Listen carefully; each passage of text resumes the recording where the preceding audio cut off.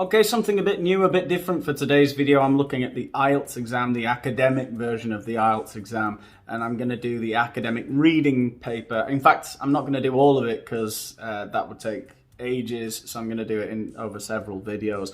I'm just looking at part one of the academic reading paper here. And it should take you about 20 minutes, this exercise. I'm going to leave a link in the description to see if anyone wants to, do it on their own at their own pace.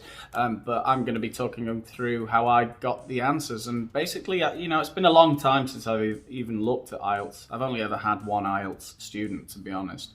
But it is an interesting exam, very, very different to like the Cambridge exams, the First Certificate Advanced Proficiency kind of thing. Very, very complicated. Basically, what you're going to see today is a long text and 13 questions. They're very strange questions, not the normal kind of comprehension questions that you see in the, as I say, my other videos in the other Cambridge exams. So I think there's some really useful academic vocabulary, and some pretty tough comprehension questions. So link in the description if you want to have a go on your own. If not, here's me talking for half an hour about how I did this. Let's go. I think it's a good idea to have a look at how long is this thing that I've got to read. 1, 2, 3, 4, 5, 6, 7 paragraphs. A fairly long passage, reading passage 1. 7 paragraphs there. And we just want to get an idea of what we have to do. So in the first part, the first 5 questions are basically just labeling this diagram that we have here. 1, 2, 3, 4, 5. We have to say what those different things are. So it looks like they're looking at aquifers or something. No, water, how to extract water from the ground. And underneath you can see that you're going to have to label 1, 2, 3, 4, 5, what those things are. Just quickly check the instructions. No more than 3 words is what it says. So you've got a maximum of 3 words to describe what is happening in each at each point in the diagram. Okay, 6 to 11.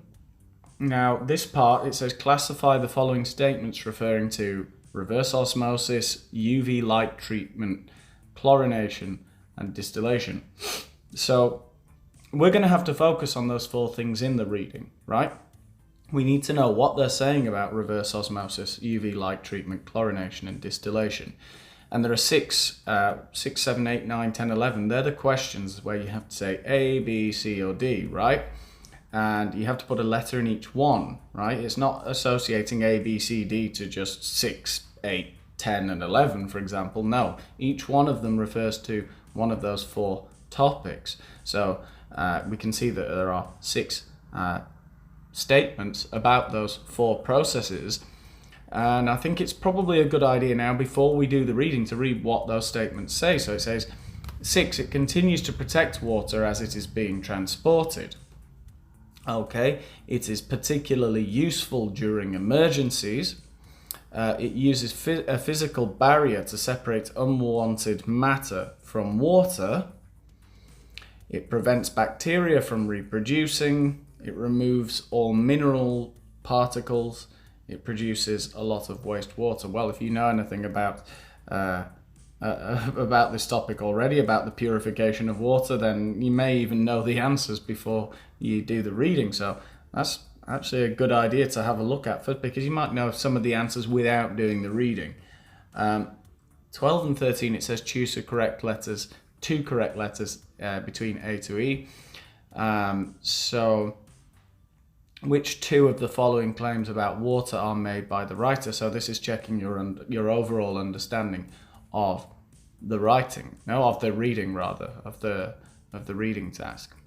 So maybe we should read these now as well, so that we have a clear idea of what we think the writer is trying to say. Bottled water is overpriced. Is he saying it's too expensive?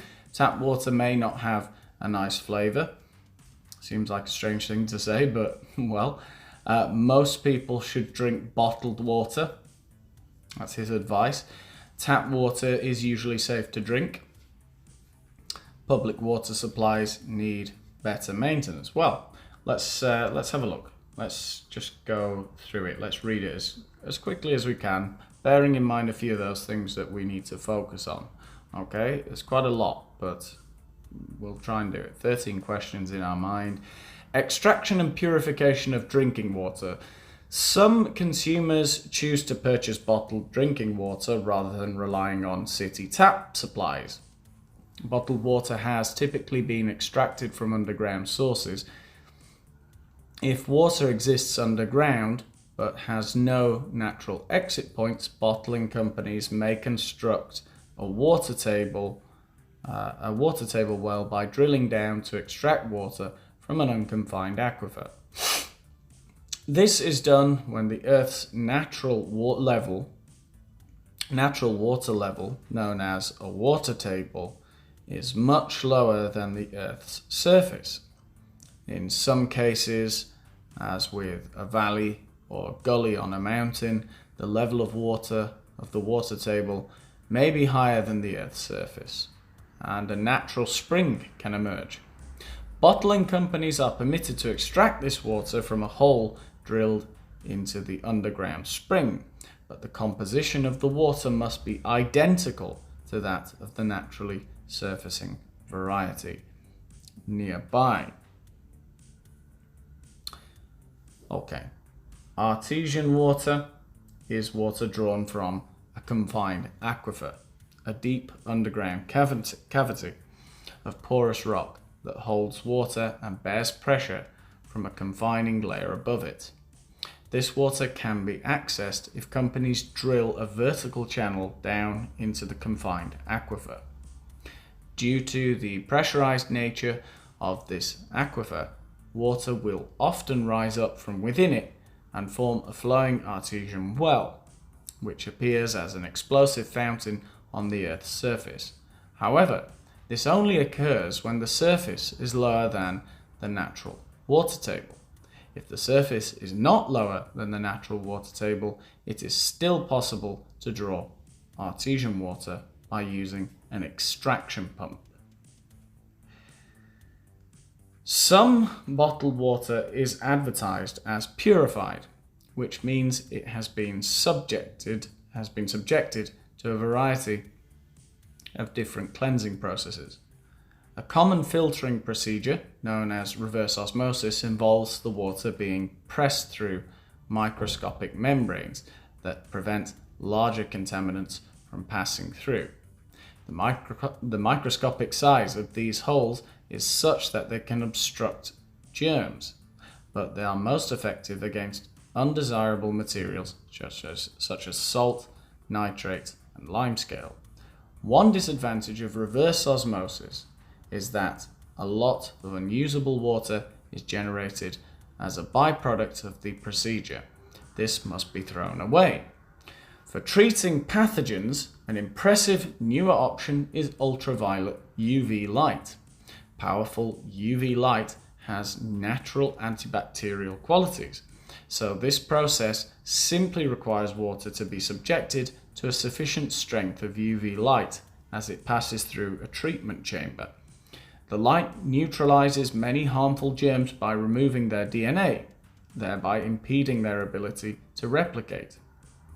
A particularly impressive quality of UV light is its ability to neutralize highly resistant viral agents such as hepatitis. The overall effects of UV light treatment are variable, however, which leaves many municipal water treatment processes relying on chlorination. Its powerful and comprehensive antimicrobial effect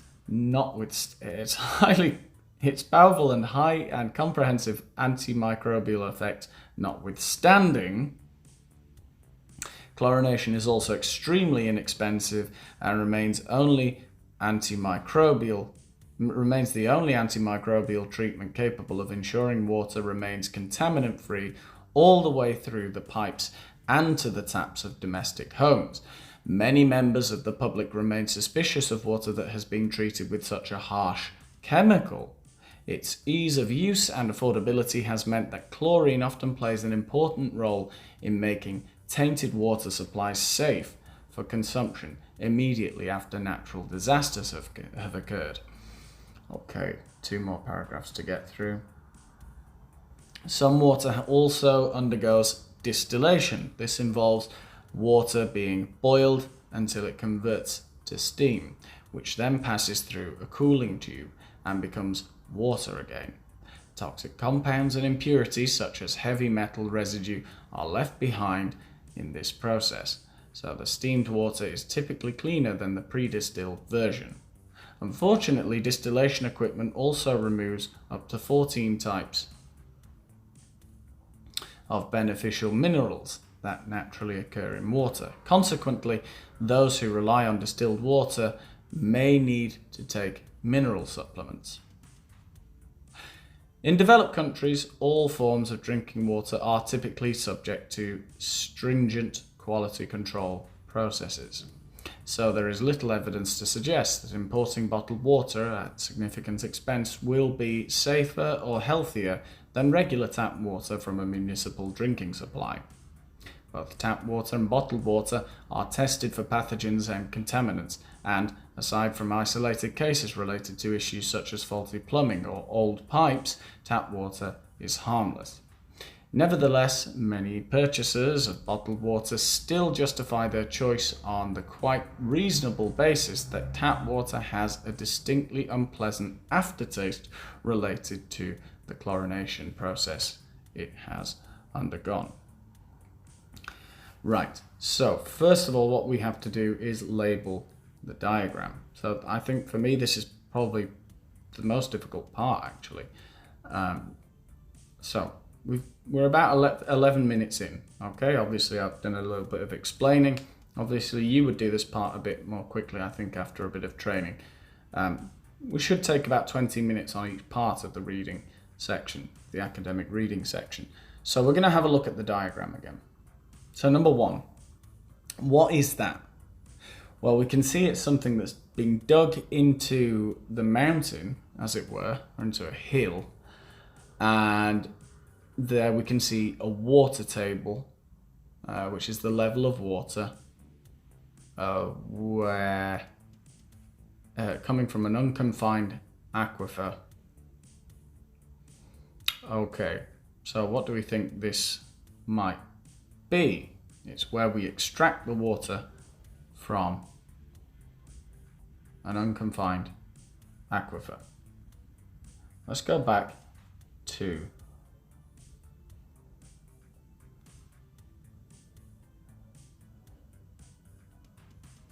the first paragraph, and it says, after the first sentence, in the second sentence, if water exists underground but has no natural exit points, bottling companies may construct a water table well by drilling down to extract water from an unconfined aquifer.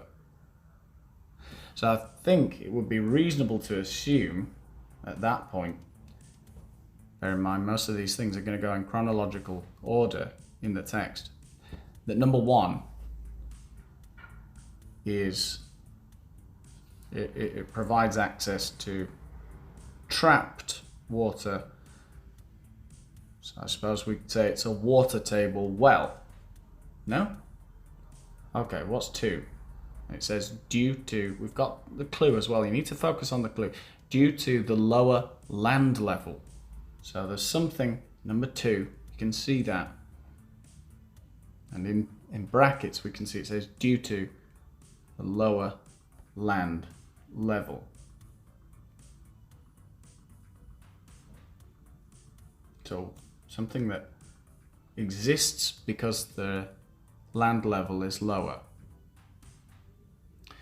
If water exists underground but has no natural exit points, but unconfined aquifer. This is done when the Earth's natural water level, known as a water table, is much lower than the Earth's surface.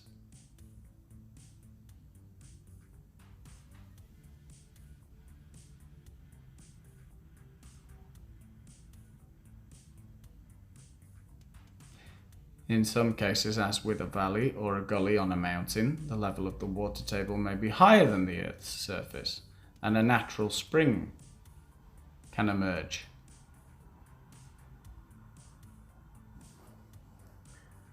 So, we can see that the water table in this diagram is higher than the Earth's surface due to the lower land level, right? So the land is lower than the water.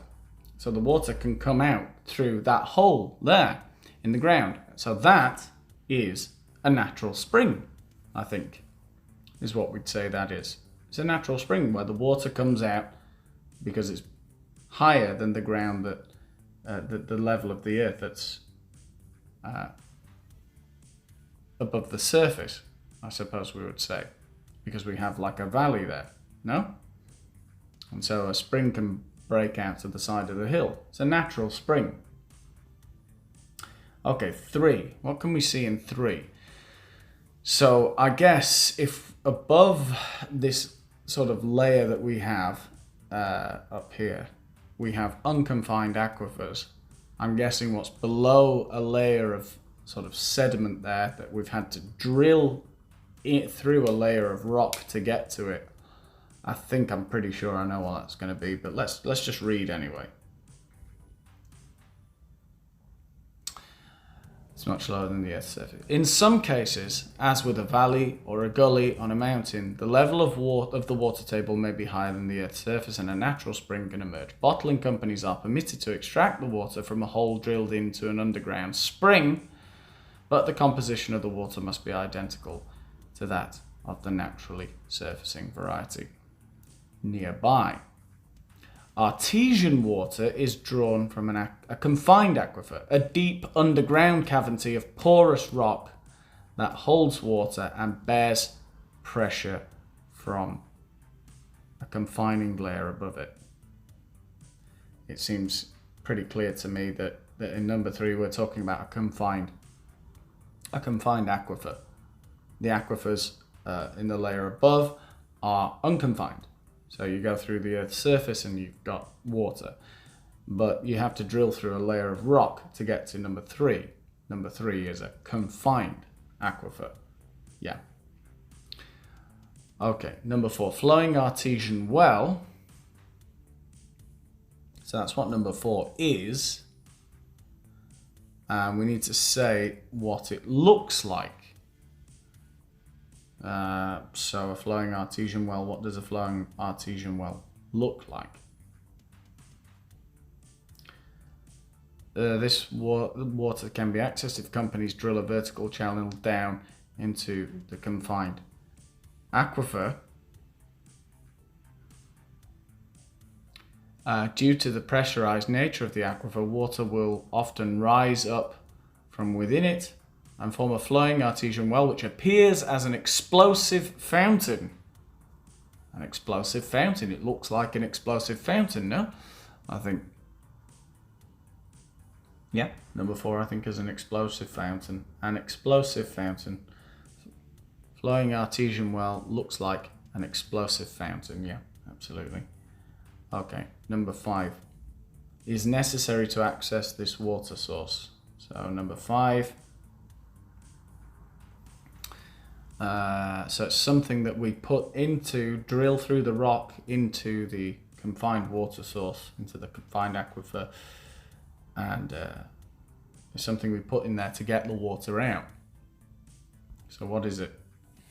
Due to the pressurized, an explosive fountain in the Earth's surface. However, this only occurs when the surface is lower than the natural water table. If the surface is not lower than the natural water table, it is still possible to draw artesian water by using an extraction pump. So I'm guessing, yeah, that looks pretty clear to me. No, that we need an extraction pump because it's on land that is higher than the natural water table. And we can get to the water source only by using a pump. Yeah, it's an extraction pump in number 5. Okay, so now we need to focus on what it says about reverse osmosis, UV light, chlorination, and distillation. So number 6, it continues to protect water as it is being transported. I think it might be a good idea here to focus on what is said, first of all, about reverse osmosis. Okay, so that's the first one they talk about. Is it? In the third paragraph?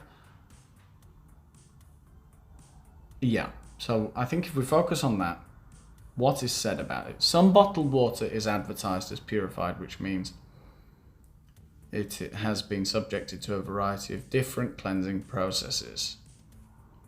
A common filtering procedure, known as reverse osmosis, involves water being pressed through microscopic membranes that prevent larger contaminants from passing through. Okay, so it stops large contaminants from getting through. It passes the water through microscopic membranes. It is a filtering procedure. You need to keep these things in mind. The microscopic size of these holes is such that they can obstruct germs. It can stop germs getting in.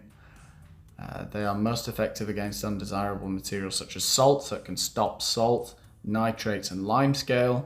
One disadvantage of reverse osmosis is that a lot of unusable water is generated as a byproduct of this procedure. This must be thrown away. So obviously it gets rid of a lot of contaminants, but a lot of the water gets lost in the process. So from 6 to 11, the statements that we have here, which of them are referring to reverse osmosis? So it continues to protect water as it is being transported. Don't think it mentioned transporting, so I don't think it's 6. It is particularly useful during emergencies. Don't think it mentioned emergencies. It uses a physical barrier to separate unwanted matter from another. Yeah, it passes water through microscopic membranes. Yeah, those membranes are a physical barrier. No, a physical barrier to separate unwanted. Yeah, 8. I would put A in 8, definitely. Okay. Let's have a look at UV light treatment, which is in the next paragraph. What is said about UV light? Oh no, sorry. Yeah, there could be more. Hang on, sorry. It prevents bacteria from reproducing in number 9. Reverse osmosis. No, it just stops pathogens getting into the water so no. It removes all mineral particles. I don't think it said it removes all minerals, no. In fact, I think that was another process. It produces a lot of wastewater, yes, definitely did say that, as it obviously filters all the pathogens out. A lot of water has to be thrown away, so I'll reiterate there. 8 and 11, I think, are referring to reverse osmosis. Okay, we're going to have a look at UV light treatment. What is said about UV light treatment? What can we understand about that? For treating pathogens, an impressive newer option is ultraviolet UV light. So it's an impressive new option. Powerful UV light has natural antibacterial qualities, so this process simply requires water to be subjected to a sufficient strength of UV light as it passes through a treatment chamber. The light neutralizes many harmful germs. It kills the germs now by removing their DNA, so they cannot reproduce. Their ability, it impedes their ability to replicate. A particularly impressive quality of UV light is that its ability to neutralize highly resistant viral agents such as hepatitis, so it can kill viruses like hepatitis.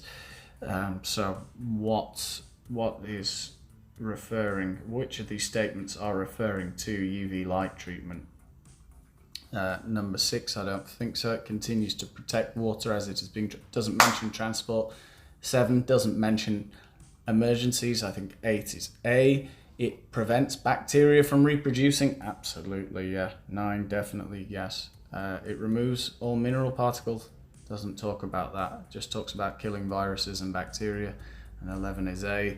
So I think absolutely, I'd just say 9. It prevents bacteria from reproducing.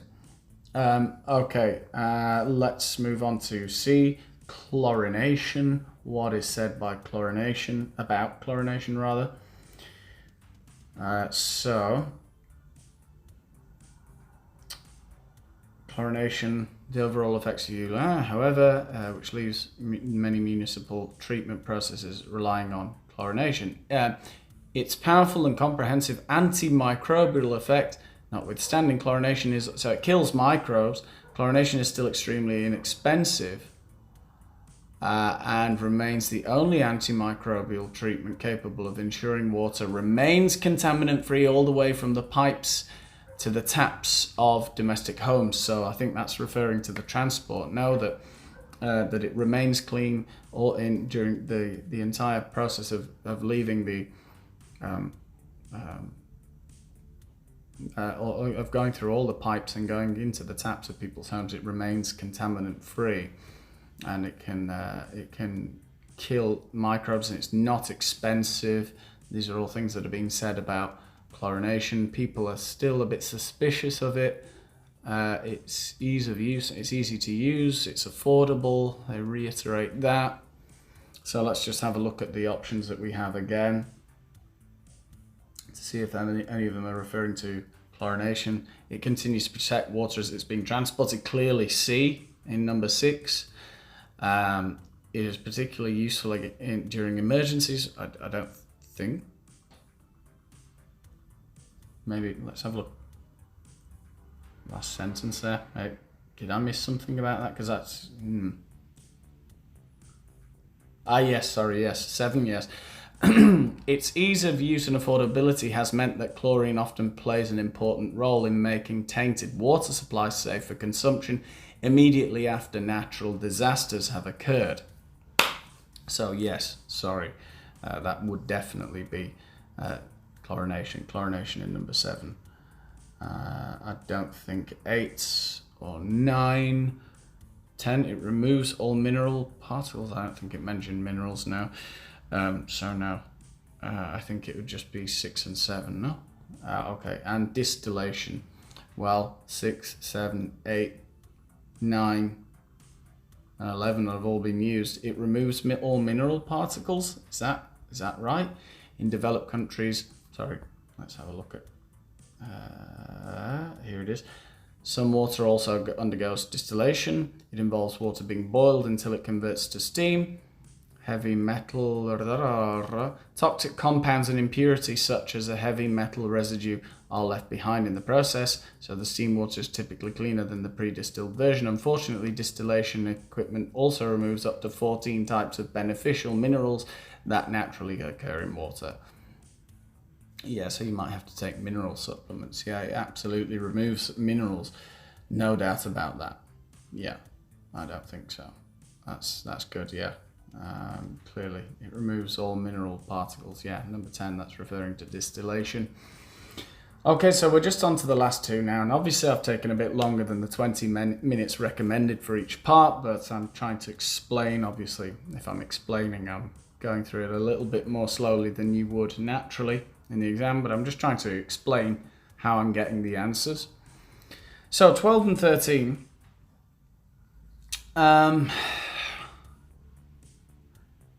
Do we think that they're saying that bottled water is overpriced? Is that the idea? Let's just read the conclusion one more time to be sure. The sort of the end of the article here. In developed countries, all forms of drinking water are typically subjected to stringent quality control processes. So there is little evidence to suggest importing bottled water at significant expense will be safer or healthier than regular tap water from a municipal drinking supply. Both tap water and bottled water are tested for pathogens and contaminants, aside from isolated cases related to issues such as faulty plumbing or old pipes. Tap water is harmless, nevertheless. Many purchasers, they don't like it because of the taste. Yeah, okay, I think I get the idea. So, do we think A, bottled water is overpriced? I don't think the writer is saying that it's overpriced. He says that it's expensive. I don't think that's a claim that he's trying to make in the article, in that conclusion. No, I don't think so. Tap water may not have a nice flavour. Yeah, it's in the last sentence, isn't it? He's saying people don't like it because of the aftertaste that it leaves.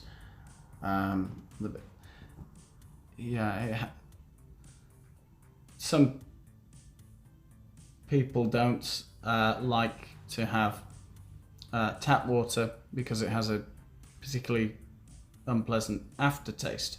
Yeah, absolutely. And what about the other options then? So C, it says most people should drink bottled water. No, I don't think so. I think he says that tap water is fine to drink. Tap water is usually safe to drink. Absolutely, I think that. Yeah, he definitely says that.